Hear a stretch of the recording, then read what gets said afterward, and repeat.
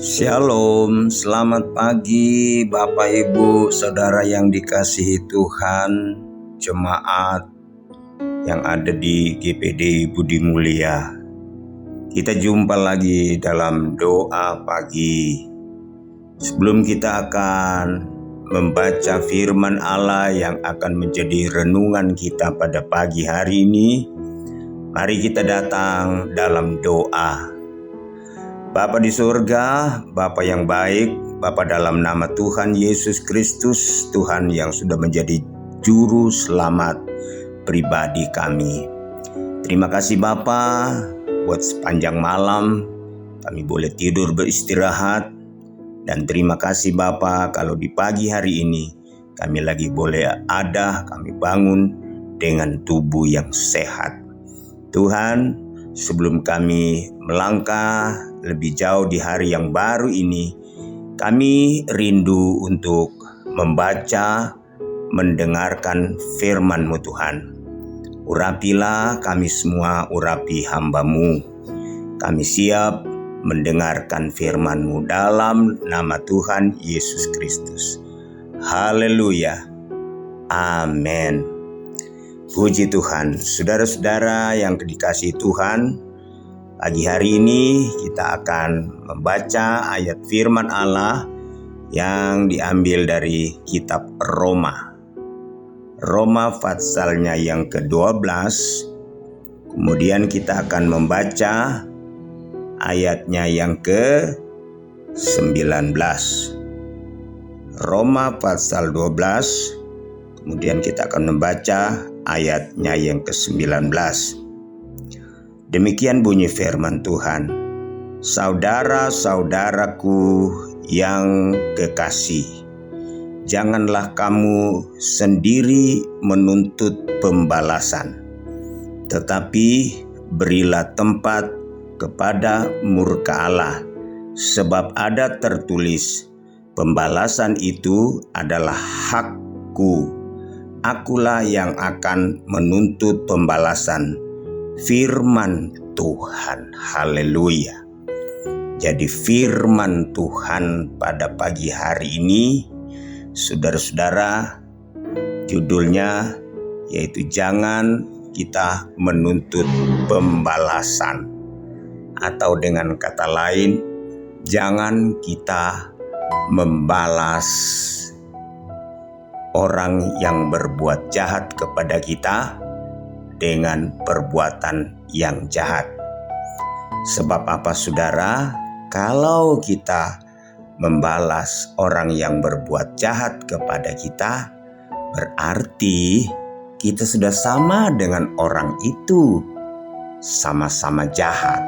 Nah, saudara yang kekasih, firman Allah katakan, jangan kita menuntut balas atau jangan kita membalas. Karena ayat firman Allah katakan, pembalasan itu adalah haknya Tuhan. Pembalasan itu adalah haknya Allah. Nah saudara, kalau kita mengambil hak orang lain, mengambil milik orang lain, itu artinya apa saudara? Berarti itu kita mencuri. Nah, kalau saudara-saudara orang berbuat jahat kepada kita, menzolimi kita, merugikan kita, bertindak yang menyakitkan kita, kita tidak boleh membalas. Karena firman Allah katakan kita tidak punya hak, kita tidak punya kewenangan. Sebagai orang Kristen, anak Tuhan, dilarang kita membalas kejahatan dengan kejahatan. Yang berhak membalas, saudara-saudara, bukan kita, firman Allah katakan.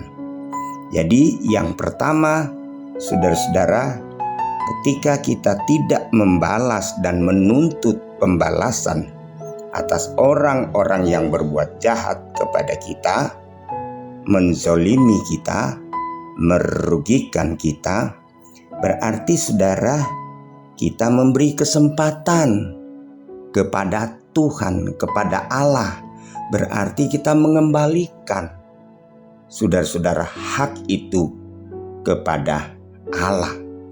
Saudara, hidup kita ini sudah dibeli, sudah ditebus, sudah dibayar oleh Tuhan. Kita tidak punya hak lagi ya dalam hidup kita. Jadi yang pertama, saudara-saudara, kalau kita membalas kejahatan kepada orang yang berbuat jahat kepada kita, saudara-saudara, berarti kita sudah mencuri haknya Allah ya. Kita sudah mencuri haknya Tuhan. Mencuri kepada manusia, kepada sesama saja itu adalah dosa. Apalagi kalau kita mencuri haknya Allah. Yang kedua, saudara-saudara, kalau kita tidak membalas, dan kalau kita membalas kejahatan dengan kejahatan, saudara, berarti kita masih hidup di bawah kutuk Taurat, hukum Taurat. Di dalam Injil Matius pasalnya yang kelima, kalau kita baca Matius pasalnya yang kelima, ada ayat firman Allah katakan di situ waktu Yesus mengadakan perbedaan antara hukum Taurat dengan hukum Kristus. Ayat 38 dalam Matius 5. Kamu telah mendengar firman, mata ganti mata dan gigi ganti gigi.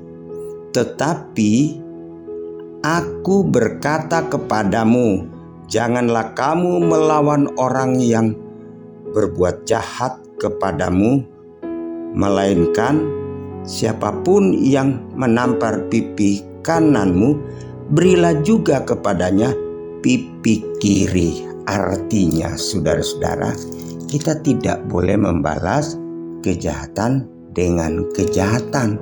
Kalau kita membalas kejahatan dengan kejahatan, berarti kita masih hidup di bawah hukum Taurat, yaitu hukum gigi ganti gigi, mata ganti mata. Haleluya. Jadi yang kedua, saudara-saudara, kita tidak boleh membalas kejahatan dengan kejahatan karena kita telah ditebus. Kita hidup di bawah hukum Kristus ya. Di bawah hukum Kristus adalah kita harus mengampuni, kita tidak boleh membalas. Bahkan firman Allah katakan kita berdoa untuk musuh-musuh kita. Haleluya ya. Itu yang kedua. Yang ketiga, saudara-saudara, kalau kita membalas berarti kita telah memungkiri kemahakuasaan Allah ya. Kalau kita membalas kejahatan, menuntut, berarti kita telah memungkiri kemahakuasaan Tuhan. Kita telah memungkiri kemampuan Allah. Kita telah memungkiri, saudara-saudara, bahwa Allah sanggup menolong, membela kita. Jadi yang ketiga, kalau kita membalas kejahatan dengan kejahatan, berarti kita telah memungkiri kekuasaan Allah, kebesaran Allah, atau kita telah membatasi kekuasaan Tuhan, kehebatan Tuhan. Haleluya. Yang keempat, saudara-saudara, ya, membalas kejahatan dengan kejahatan adalah ciri kekanak-kanakan, ya. Ciri dari orang Kristen yang masih kanak-kanak, rohaninya masih kanak-kanak, ya. Itu anak-anak itu biasanya begitu sifatnya, ya. Membalas kejahatan dengan kejahatan, kesalahan dengan kesalahan, berarti itu ciri atau sifat kekanak-kanakan.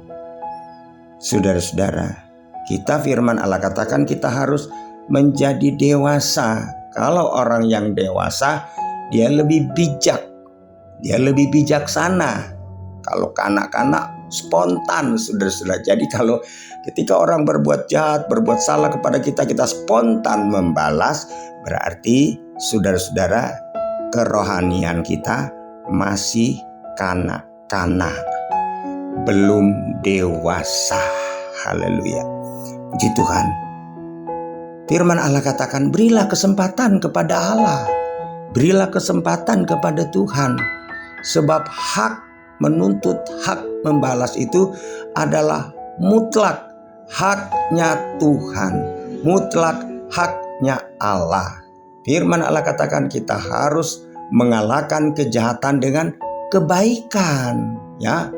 Kita harus mengalahkan kejahatan dengan kebaikan. Ketika kita bisa membalas kejahatan dengan kebaikan, saudara-saudara, berarti kita sudah menjadi saksi bahwa orang Kristen memiliki kasih, mampu memaafkan, mampu mengampuni, mampu mengasihi, bahkan mendoakan musuh-musuh kita supaya mereka diberkati. Itu ajaran firman Allah. Puji Tuhan. Marilah saudara-saudara di pagi hari ini, biar firman Allah yang singkat ini boleh menjadi perenungan kita, dan boleh kita renungkan, boleh kita pegang, supaya hidup kita menjadi berkat, biar dunia boleh melihat ada Kristus yang hidup di dalam kita. Puji Tuhan, Tuhan Yesus memberkati kita semua. Mari kita datang berdoa untuk kita berjalan di hari yang baru ini. Bapa di sorga, Bapa dalam nama Yesus, terima kasih Bapa untuk firman-Mu pada pagi hari ini. Ajar kami Tuhan untuk kami menjadi pelaku-pelaku firman-Mu. Ajar kepada kami Tuhan untuk kami menjadi saksi bahwa kami memiliki Kristus yang penuh dengan belas kasihan. Kami berani, mampu untuk mengampuni orang-orang yang bersalah kepada kami.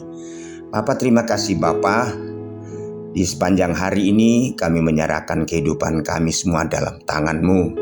Segala aktivitas kami, pekerjaan kami yang berbeda-beda, profesi kami yang berbeda-beda, di sepanjang hari ini Tuhan, kami serahkan semua ke dalam tangan-Mu, karena kami percaya ketika kami serahkan ke dalam tangan-Mu, apa saja yang kami buat akan berhasil. Lindungilah kami umat-umat-Mu di sepanjang hari ini, dan berkatilah bangsa kami. Berkati pemimpin-pemimpin kami, pemerintah kami yang ada mulai dari pusat, Bapak Presiden, Wakil Presiden, para Menteri Kabinet, para gubernur, para bupati, wali kota, camat, lurah, sampai kepada pemerintahan yang terendah. Berikanlah kepada mereka kebijaksanaan dari Tuhan, serta roh takut akan Tuhan. Selamatkan bangsa kami Tuhan, pulihkan bangsa kami Bapa. Inilah yang menjadi doa kami, syukur kami. Kami sudah berdoa di dalam nama Tuhan Yesus Kristus. Haleluya. Amin. Selamat pagi, Tuhan Yesus memberkati.